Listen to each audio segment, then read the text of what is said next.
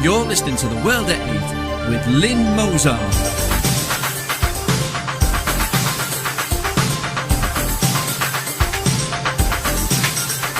The World at 8, the number one in nationalist news. Highlights of the news today, Wednesday the 10th of April. Those criminals mainstream news will not report. Rapist to receive damages after his human rights were breached. Sex groomer jailed for attacks on vulnerable women.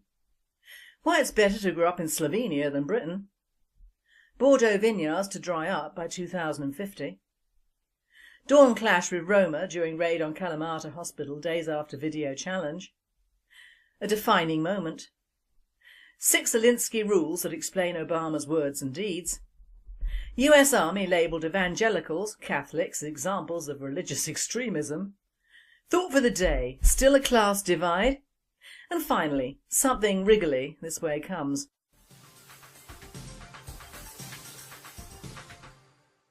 UK news. Those criminals mainstream news will not report. Tower Hamlets Council social worker Soifar Rahman, 59, jailed for molesting girl and her mother. Rahman forced a 10-year-old girl to strip naked before molesting her, and her mother has been jailed for 8 years. Glory Benjamin, 35, accused of sex trafficking as girl forced into prostitution under juju curse. Benjamin is accused of being part of a network of West African people traffickers which used juju rituals to terrify the girl into silence. Metropolitan Police Officer Davida Bajwa, 35, jailed for attempting to cover up attack by employee of his taxi firm. Bajwa deliberately lied to colleagues in a bid to cover up an attack by an employee at his taxi firm. Taxi controller Harbhajan Gang hit cyclist Mark Harding with a broom handle after he drunkenly complained about being given the wrong directions. Dr. Dirk Hohmann, crooked German doctor, guilty of misconduct. Hohmann, a German doctor, lied about his fraud convictions to get a job in Britain, and he's been struck off. He was able to work as a consultant on the Isle of Man on a £150,000 a year salary for 5 years before his criminal ways finally caught up with him. Rapist to receive damages after his human rights were breached. A convicted rapist and paedophile is to receive damages from the British government after a European court found his human rights had been breached. Mustafa Abdi, a Somali national who was jailed for 8 years in 1998 for rape and indecency with a child, was unlawfully detained for 2.5 years as he awaited deportation, the European Courts of Human Rights has said. The Strasbourg court said this was a breach of Article 5, his right to liberty and security, and has ordered the UK government to pay €1,500, that is £1,277, in damages, and €7,000, £5,960, for his lawyer's costs and expenses. And yup, you guessed it, he's still here. Sex groomer jailed for attacks on vulnerable women. A predatory sex groomer who plied his vulnerable victims with neat vodka before abusing them has been jailed for almost 8 years. Kasim Inayet sexually assaulted a 15-year-old schoolgirl he persistently followed in his car and 2 women with mental health difficulties, molesting one and raping the other. Bradford Crown Court heard yesterday. Yesterday, Chief Superintendent Angela Williams, Airedale and North Bradford Divisional Commander, said, "This is the second trial in a matter of weeks specifically relating to child sexual exploitation and really represents our focus on bringing the perpetrators of these crimes to justice." This latest sentence should therefore serve as further warning to others that we will not tolerate this behaviour in West Yorkshire, and those involved will experience the same fate. His barrister, Catherine Blackwell QC, said Inayet was battling alcohol and cocaine and that made him behave in an unacceptable way towards women.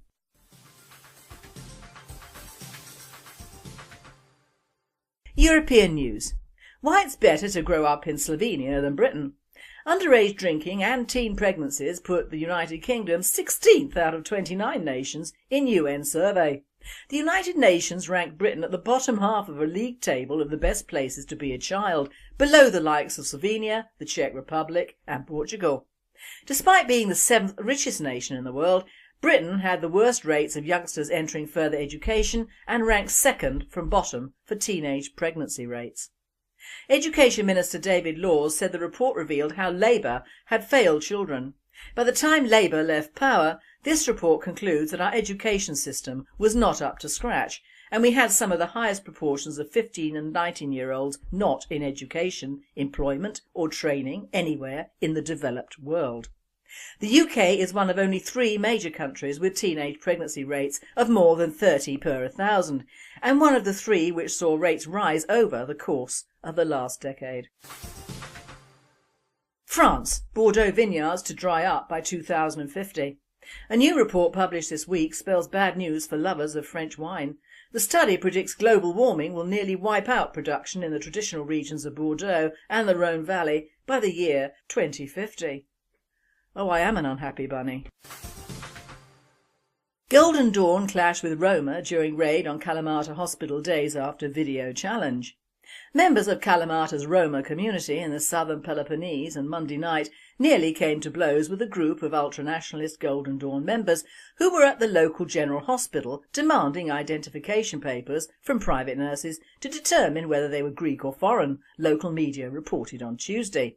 Golden Dawn, which was elected into Parliament in June on an anti-migrant platform, has been raiding hospitals around the country in a bid to locate foreign workers and applied pressure on hospital administrations to ban them from working. On Monday, a group of Roma men had brought a 22-year-old member of their community into the Kalamata General Hospital with injuries, which they said had been a result of racially motivated attack. When they saw the Golden Dawn representatives, which included MP Demetrios Koukoutsis, they accused them of inciting the attack and nearly came to blows with Golden Dawn members. Hospital security staff called in the police to help break up the scuffle. World at 8 says, well, over here you'd have a hard job finding a non-ethnic person working in a hospital.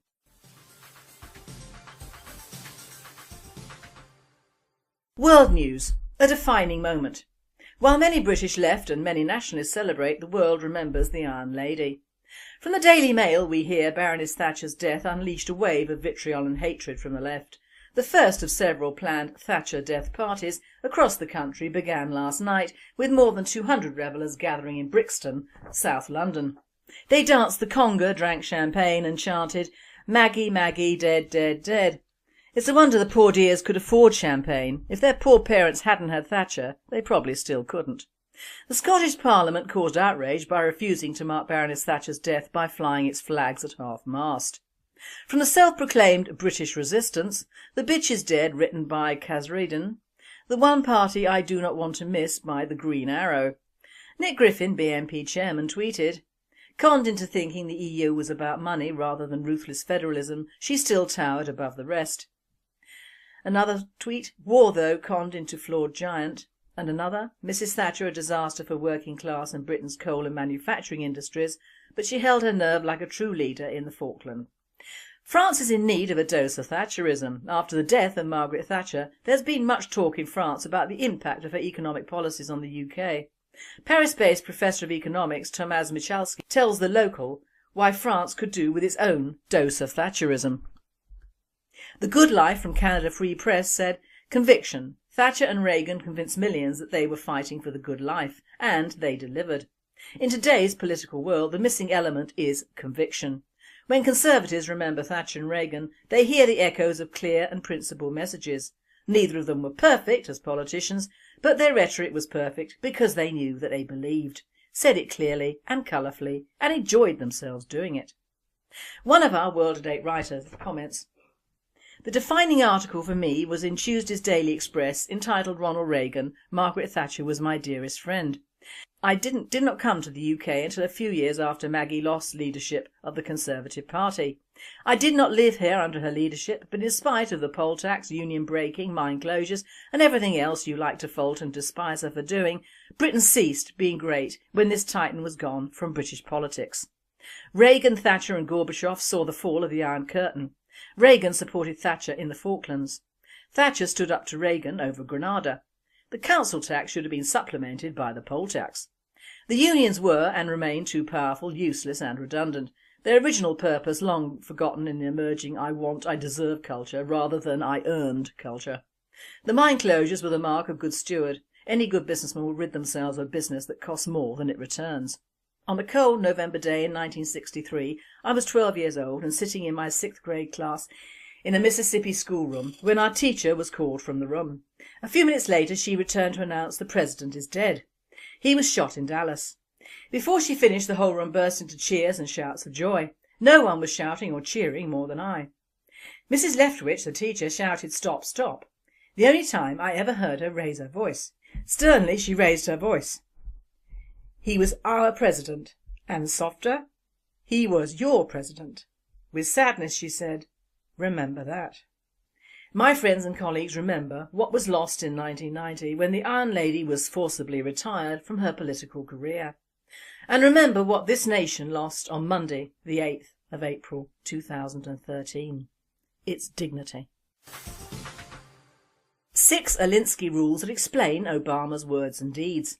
In spite of the media's conspicuous silence on the matter, it's no secret that Saul Alinsky's manual for community organisers, Rules for Radicals, exerted an immeasurable influence over the world's most well-recognised community organiser, President Barack Obama.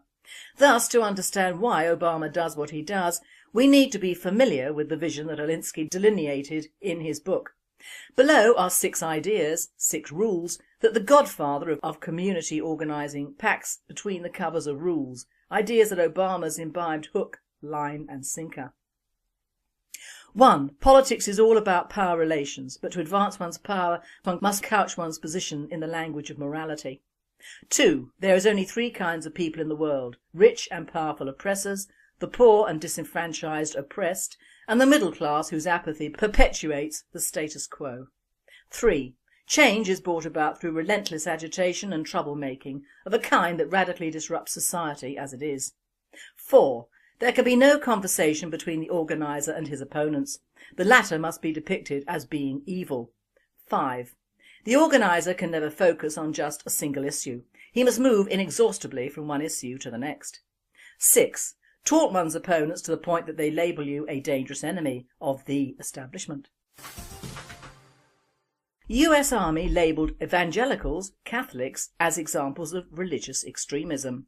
The US Army listed evangelical Christianity and Catholicism as examples of religious extremism, along with Al-Qaeda and Hamas, during a briefing with an Army Reserve unit based in Pennsylvania, Fox News has learned.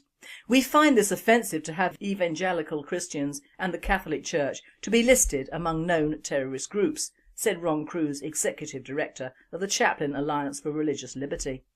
"It is dishonourable for any US military entity to allow this type of wrong-headed characterisation." The incident occurred during an Army Reserve Equal Opportunity training brief on extremism. Topping the list is evangelical Christianity.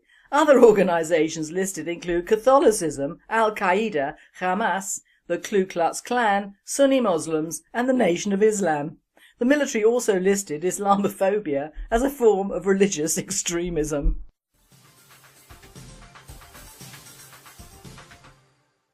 Thought for the day.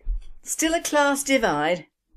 If you listen to all the rhetoric floating around on the death of Baroness Thatcher, you'd be right in thinking that the good old class system is alive and well and living in the UK, even amongst people who pride themselves on adopting all their own people, white people, under their wing.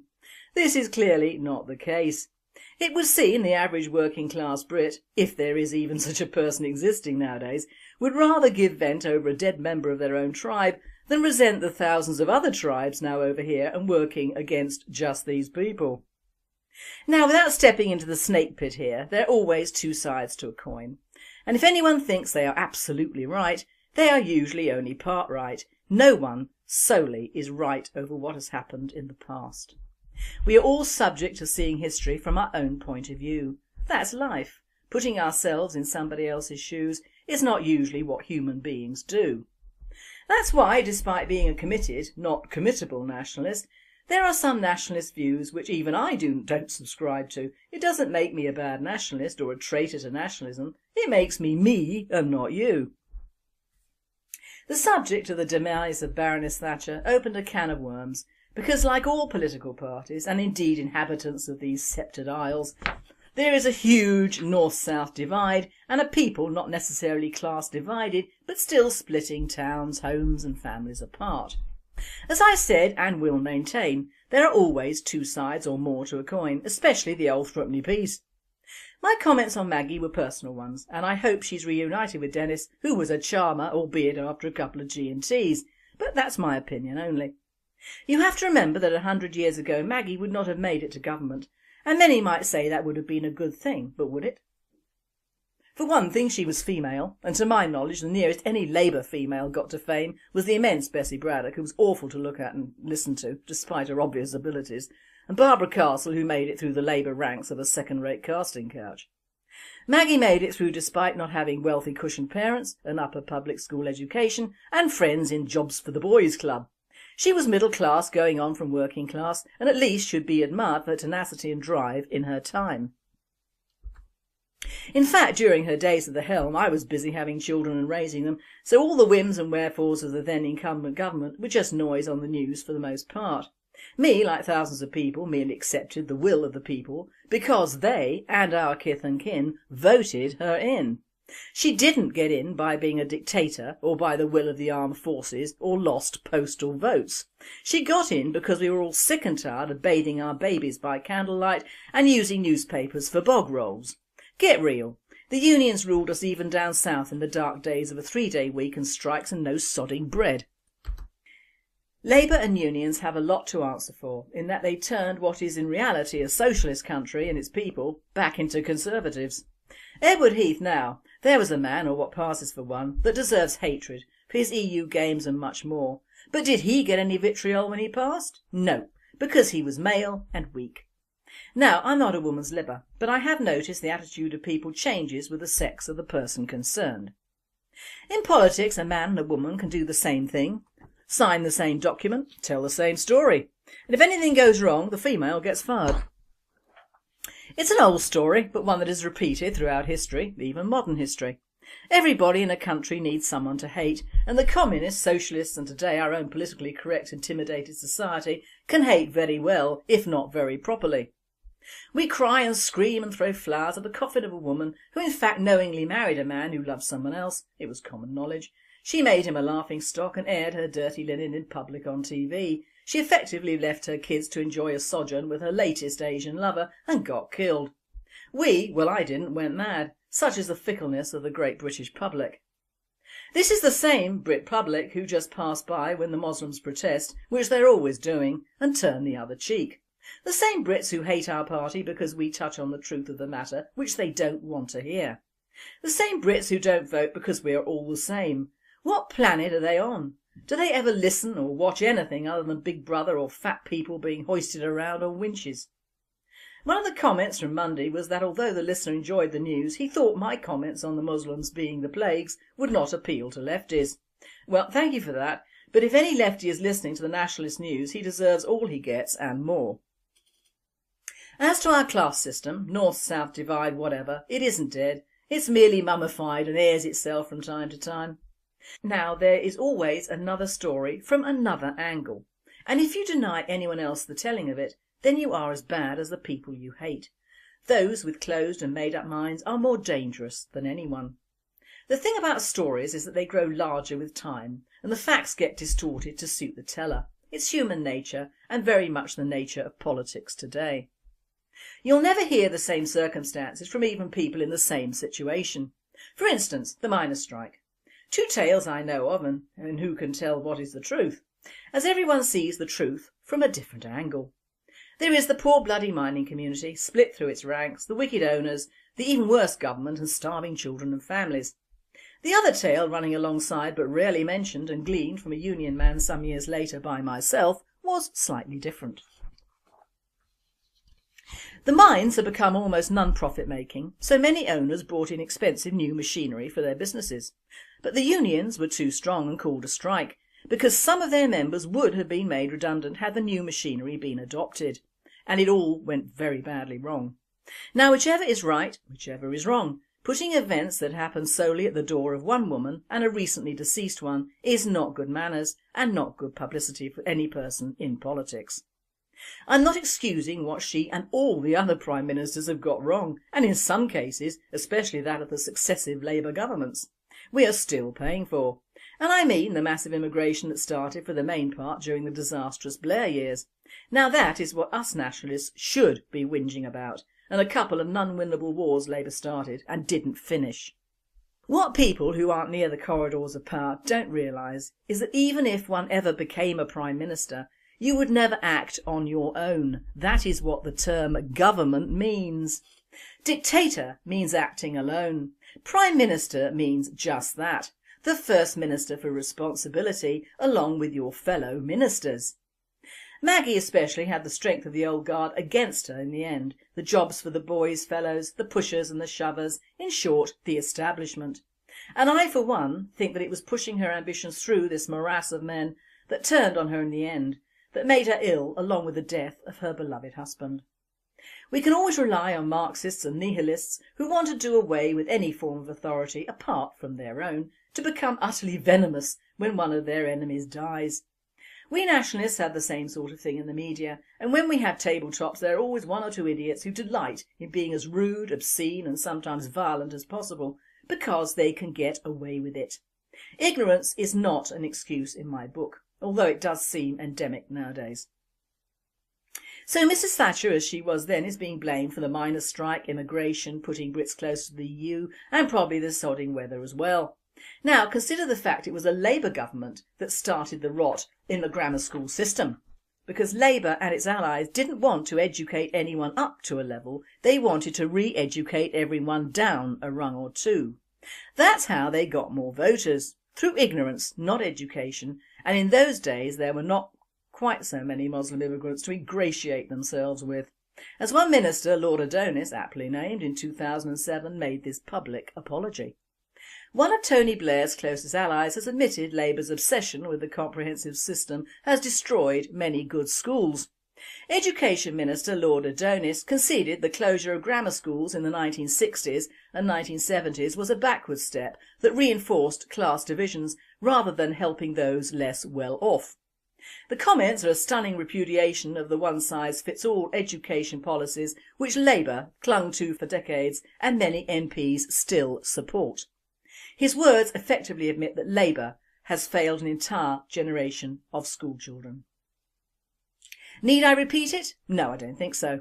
So if ever I get to be Prime Minister, which is just about as possible as snow in hell, I'll open all the still workable pits up with their new machinery still down there and put convicts to work in them. Or else our media would shriek, "Minister reopens mines and puts Brits down to work as slaves."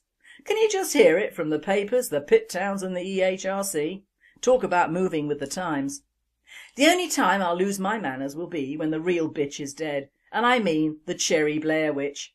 Then I'll be seen at the top of Big Ben waving a huge banner, "The Blair Witch bitch is dead." Until then, let a person who was a voted-in Prime Minister, unlike what we have now, for over a decade, rest in peace. Mind you, I'm only an ex-posh bird from down south, so what do I know?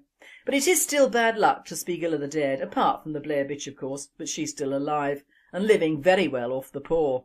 Long live the yellow brick road. And finally, a Blue movie fan has some serious explaining to do after arrival at a hospital in China with a live eel stuck up his bum. The kinky 39-year-old was copying a scene from an X-rated film when he lost grip of the slippery eel in Shundi, Guangdong province. After finding he couldn't get it out, the unmarried man rushed to the nearest accident and emergency unit for medical assistance. He told the astonished medics, "Please help me, the eel is moving through my body." A team of surgeons spent hours removing the 20-inch Asian swamp eel, which weighed more than half a kilo. The eel was simply trying to find its way out, explained one of the medical team. It was still alive when we got it out, but it died soon afterwards, which was probably a mercy. This was a particularly idiotic stunt and could have caused him serious injury. Eels have small but very sharp teeth, the police spokesman said. We are aware of what happened and the 39-year-old man will be interviewed over alleged animal cruelty. A vicar previously claimed a potato got stuck up his bottom after he fell onto a vegetable. A vicar previously claimed a potato got stuck up his bottom after he fell onto the vegetable while hanging curtains in the nude. This presenter says, potatoes aside, I thought it was only the Danes that did this sort of disgusting thing with live eels. My remedy would have been to let it eat its way through his body until it reached freedom. What a revolting piece of work. He should have died. I personally don't mind what humans do in their efforts to get pleasure, but it should never involve animals, fish or reptiles. In short, anything that is not human, vegetable or mineral. It simply ain't right, but then again I'm surprised he fell short of the air hose up the bum trick, which would have really given him gas. You have been listening to The World at 8. I am Lynn Mozart and I wish you all a very good night. 6 Alinsky rules that explain Obama's words and deeds. US Army labelled evangelicals, Catholics, examples of religious extremism. Thought for the day, still a class divide?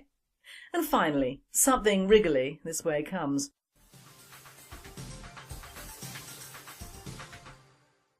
UK News. Those criminals mainstream news will not report. Tower Hamlets Council social worker Soifar Rahman, 59, jailed for molesting girl and her mother. Rahman forced a 10-year-old girl to strip naked before molesting her and her mother, has been jailed for 8 years. Glory Benjamin, 35, accused of sex trafficking as girl forced into prostitution under juju curse. Benjamin is accused of being part of a network of West African people traffickers which used juju rituals to terrify the girl into silence.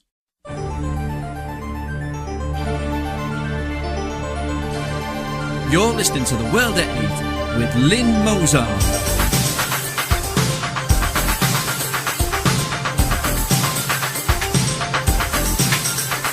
The World at 8, the number one in nationalist news. Highlights of the news today, Wednesday the 10th of April. Those criminals mainstream news will not report. Rapist to receive damages after his human rights were breached. Sex groomer jailed for attacks on vulnerable women. Why it's better to grow up in Slovenia than Britain. Bordeaux vineyards to dry up by 2050. Dawn clash with Roma during raid on Kalamata Hospital days after video challenge. A defining moment.